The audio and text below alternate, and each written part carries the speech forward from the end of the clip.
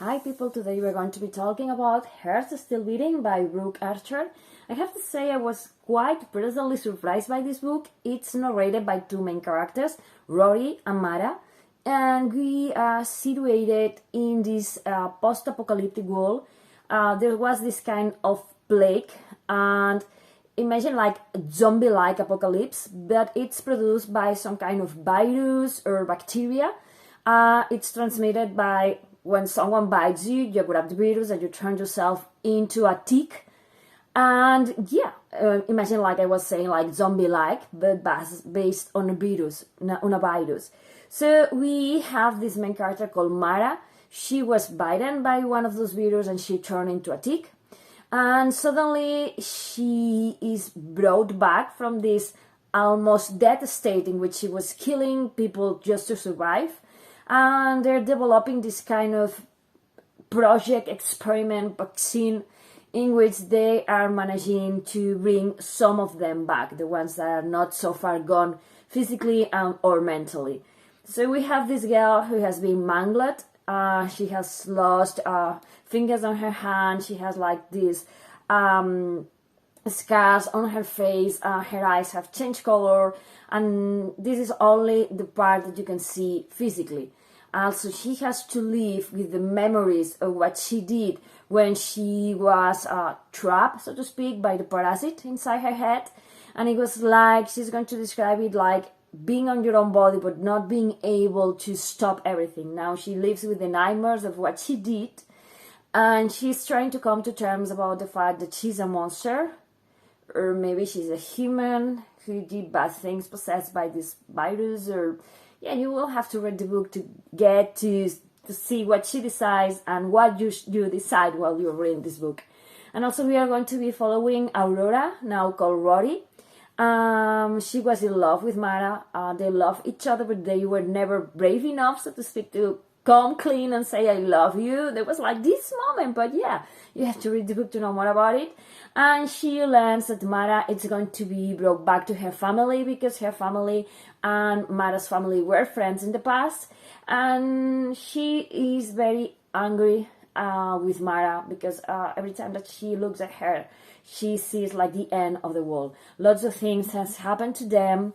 They are not the same people they were before the apocalypse happened. They had to survive in different ways. So they are like this far echo from who they were before. I think it's like very extreme, but it's like what happens in life. You are this persona to begin with, and then things happen to you. So you evolve, you do whatever it takes to survive. And in this case, obviously, in this apocalyptic world with zombie-like creatures, it's even more harder and harsher. So I love that we have these two characters that reunite after being separated, like I think it's a couple years, and they have to bridge the things that separate them. The fact that time has happened, things have happened to them, and one of them turned into a monster, so to speak, and the other one it's bent on stopping the monsters for taking over the world. So they're like in opposite sides of this equation. But I don't know, it's what was between them strong enough to survive all of this. Are they going to be enemies? Are they going to be friends? Are they going to be able to gap this distance between them? Read the book, because I think it's amazing. I love what the author did here.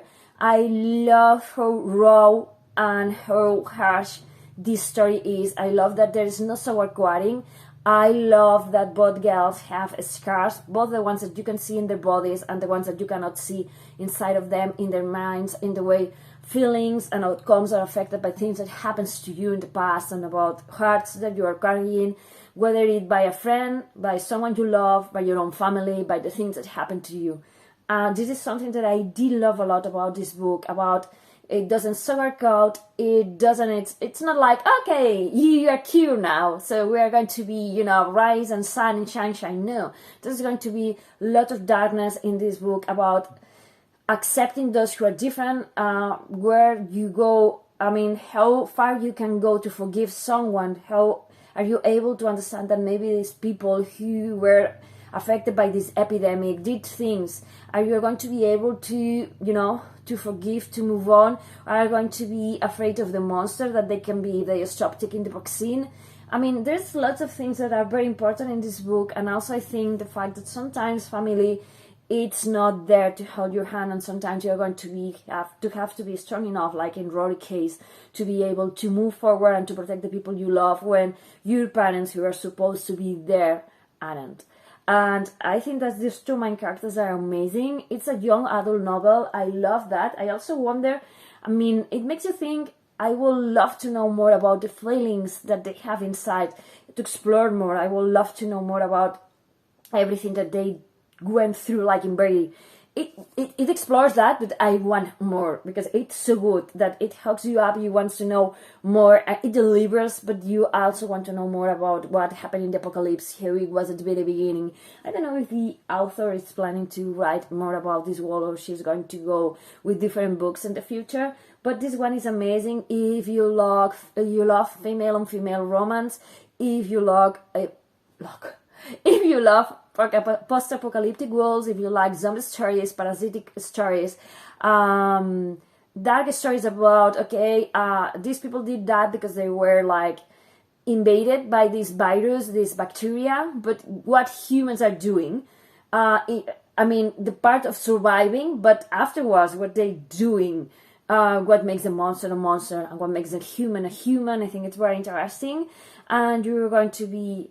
I was completely in love with this one. I think I read it like in 2 days. It's like 300 more pages. So yeah, it's an amazing debut. You're going to love it. Give it a chance. Bring it up to your home with you from delivery, from wherever you want. Pick this one up because it's amazing. Thank you for watching. Bye.